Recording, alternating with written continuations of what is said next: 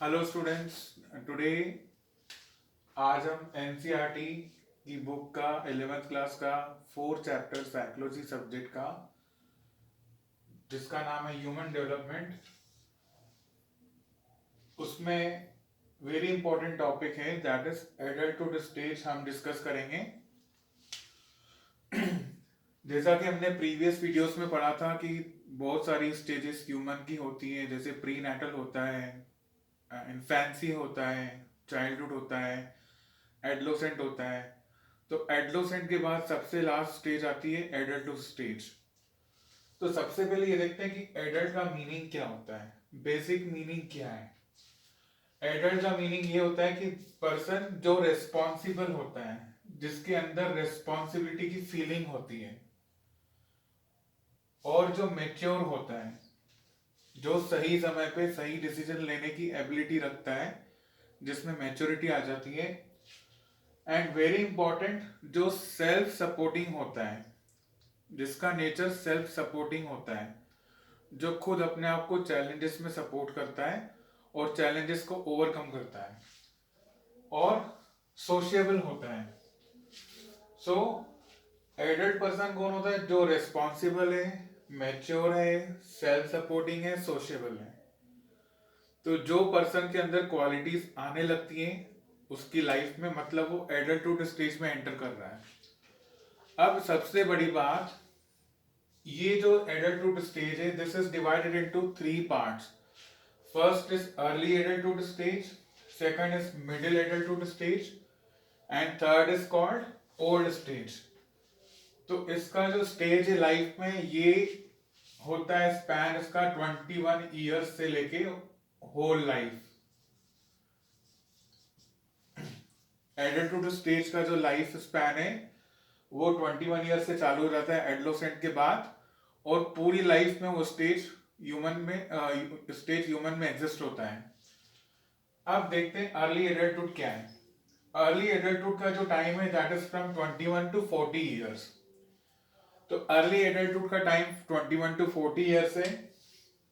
अब इसमें पर्सन क्या क्या गेन करता है वो देखते हैं। First of all, the person is gaining stable life structure.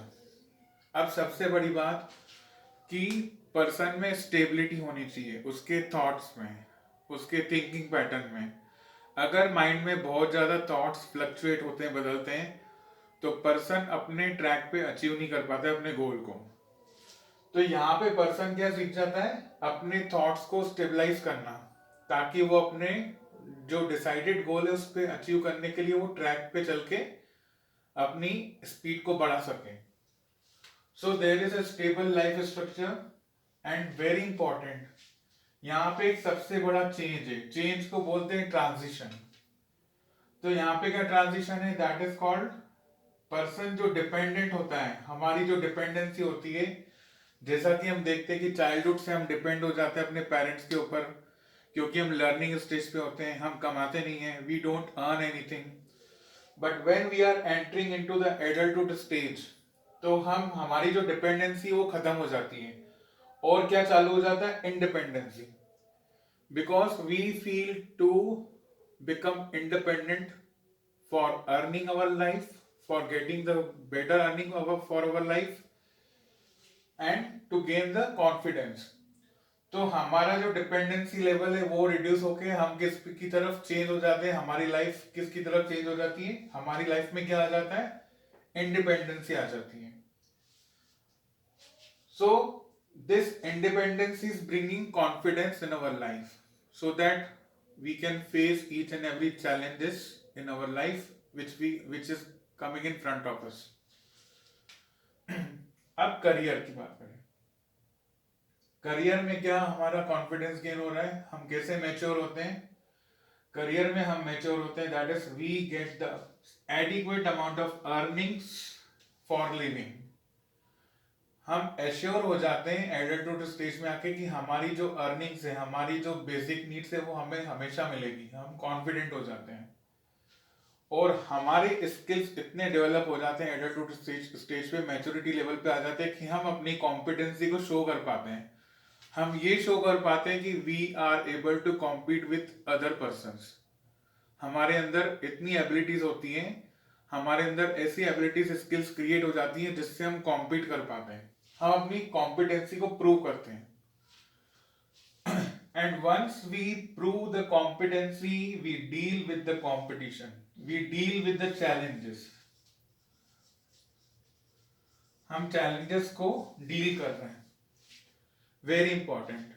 तो यहाँ पे क्या हो रहा है, करियर के ट्रैक पे we are getting the maturity in the kind of career we become mature by accepting the task at our workplace, and we start earning for a long time. We get confidence that we will be earning for a long time, and once we are getting confidence, we prove our competency skills. Also, we start dealing with the competitions. We start facing the challengeful task at the job place, at our workplace, and we overcome that challenge and we become strong. By this, we deal with the competition. Now, what about marriage and parenthood?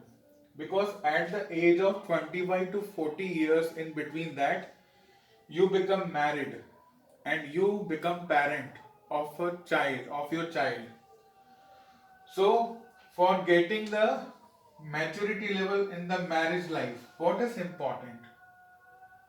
The first thing is that you should know the spouse. Spouse का मतलब क्या है? That is, if you are a husband, your wife is your spouse, and if you are a wife, your husband is your spouse. So you have to know your spouse, your partner, and you have to adjust with that person. So here your adjustment power is increasing.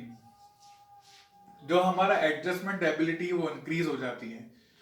यहाँ पे हमारी adjustment ability किस में increase हो रही है? At the job sector in terms of career. और यहाँ पे हमारी एडजस्टमेंट एबिलिटी किस में इंक्रीज हो रही है? In our married life. We are getting ability to adjust with our spouse. And by adjusting with our spouse, suppose we are gents, okay, we are males. So every male is having a responsibility to lead the family. So we show roles and responsibilities. हम अपनी responsibilities और roles को show करते हैं. We justify that कि we are able to lead our responsibilities, we lead our family by certain roles and responsibilities. And very important, we accept the parenthood, जो कि आज बहुत बड़ी प्रॉब्लम है. आपने सुना होगा कि person who is getting a female child birth, they used to throw the female child in the dustbins because of there is a negative stigma. अब negative stigma क्या है कि जैसे कोई लड़की पैदा होती है तो उसको कचरे में क्यों फेंक देते हैं? क्योंकि उनके माइंड में होता है कि लड़कियां पैदा होने से बहुत खर्चा होता है, हमें बहुत सारा दहेज के लिए डिपॉजिट्स करना पड़ेगा, फ्यूचर प्लान करना पड़ेगा, जो कि लड़कों से ज्यादा होता है. तो ये रॉन्ग स्टिग्मा बन जाता है. तो मतलब वो पेरेंटहुड को एक्सेप्ट नहीं कर पा रहे हैं. एक नेचुरली जो चाइल्ड आपकी लाइफ में आ रहा है, बर्थ ले रहा है आपकी फैमिली में, आप उसको एक्सेप्ट नहीं कर रहे हो. So that is not a good parenthood. But if you are mature, अगर आप मैच्योर हो, अगर आपके अंदर मैच्योरिटी है, अगर आपके अंदर अंडरस्टैंडिंग पावर है, अगर आपके अंदर एडाप्टेबिलिटी है, तो आप क्या करेंगे?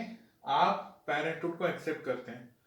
What ever child you are getting in your destiny, whether it is male और female, you are accepting that parenthood और आप स्टार्ट कर देते हो उसकी केयर करना, उसको अच्छे से फीड करना, so that the child can become more developed by your affection and love. And you plan for your future, क्योंकि आप इतने बिजी हो जाते हो, इतने मेच्योर हो जाते हो कि आप अपनी फैमिली के बारे में ज्यादा सोचते हो. चाइल्डहुड तक क्या होता है हमारे लिए? कौन इंपॉर्टेंट होते हैं? पीयर्स. चाइल्डहुड की स्टेज में, एडोलेसेंट के स्टेज में हमारे लिए बहुत इंपॉर्टेंट पीयर्स होते हैं, हम उनको ज्यादा प्रेफरेंस देते हैं. बट यहाँ पे एडल्टहुड में क्या है? हम किसको प्रेफरेंस देंगे? अपनी फैमिली को. So this is a sort of maturity which is coming under early adulthood. अब मिडिल एडल्टहुड में देखते हैं क्या होता है. The first stage was early adulthood. Now second stage is middle adulthood, which is having the uh, age of 40 to 60 years span. तो early adulthood का जो एज था 21 से 40 इयर्स का था, और मिडिल एडल्टहुड का जो स्टेज है दैट इज 40 टू 60 इयर्स. इसमें क्या होता है, इसमें मैच्योरेशनल चेंजेस आ जाते हैं. हमारे अंदर मैच्योरिटी बहुत सारी आती है. हम सोशली मैच्योर हो जाते हैं, हम सबसे बात करने लगते हैं, हम सबसे मिलने लगते हैं, और हमारे अंदर करियर की मैच्योरिटी आ जाती है, हमारे अंदर मैरिज की मैच्योरिटी आ जाती है, पेरेंटहुड की मैच्योरिटी आ जाती है. यहाँ पे आपका मैच्योरिटी किस पे आ रही है, बिहेवियर में. आप जितने मैच्योर होते जाते हो आपकी एग्रेसिवनेस कम होती जाती है, आपका पेशेंस पावर इंक्रीज होता जाता है. और कुछ चीजें नेगेटिवली होती हैं, जैसे जैसे आपकी एज बढ़ती जाती है आपके विजन पावर कम हो जाती है, आपकी हियरिंग पावर कम हो जाती है, आपकी सेंसिटिविटी बढ़ जाती है, आप बहुत ज्यादा सेंसिटिव हो जाते हो. ठीक है, तो ये जो थोड़े से लॉस होते हैं आपकी बॉडी में, आपकी एबिलिटीज में, that is called gradual deterioration. Deterioration मतलब कम होना, एंड ग्रेजुअल मतलब धीरे से कम होना.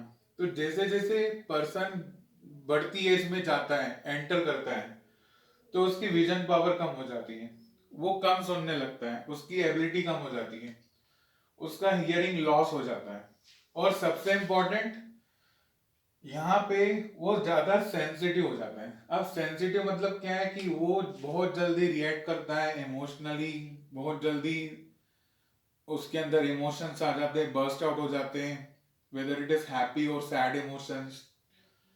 सो these are gradual deterioration. And what are the changes in physical appearance at the middle adulthood age?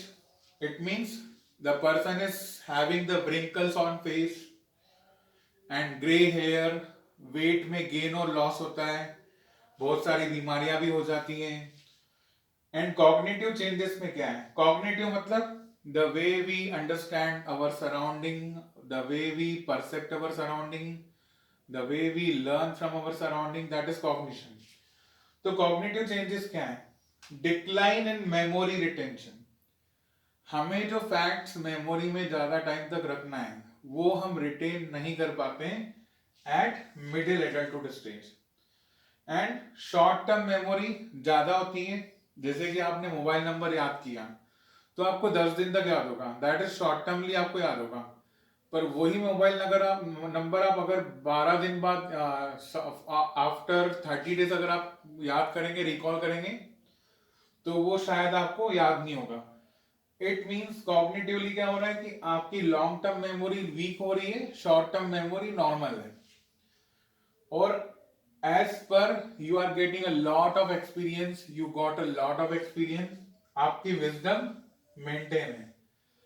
Wisdom का मतलब आपकी जो बुद्धिमानी का जो स्टेटस है, आपका जो लेवल है बुद्धिमानी का, वो मेंटेन हो रहा है. ठीक है, so your wisdom remains with you, but your long term memory becomes down and short term memory remains normal. So these are the cognitive changes under middle adulthood. अभी नेक्स्ट स्लाइड में मैं आपको बताऊंगा old stage. Middle adulthood stage क्या है, 41 to 60 years. Old stage क्या होता है, 60 प्लस इयर्स, जो कि आपको मैं नेक्स्ट उसमें बताता हूं.